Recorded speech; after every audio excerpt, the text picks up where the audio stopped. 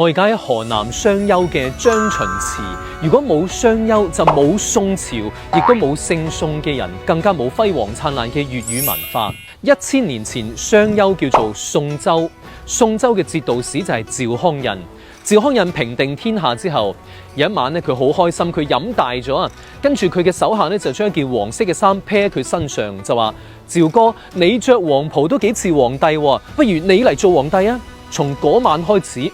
黃袍加身嘅趙匡胤就建立咗宋朝，因為佢係宋州嘅節度使啊嘛，所以就用宋呢個字嚟命名國號。粵語係保留中古時期嘅漢語，尤其係宋朝嘅古音為主，所以趙匡胤建立宋朝，對我哋粵語文化同埋廣府文化嘅傳承有好大嘅貢獻。3000年前嘅商丘呢，古稱叫做宋國，佢嘅諸侯王叫做微子啟。後來宋國滅亡之後呢，微子啟嘅後人就用宋呢個字做自己嘅姓氏，呢個就係天下宋氏嘅起源。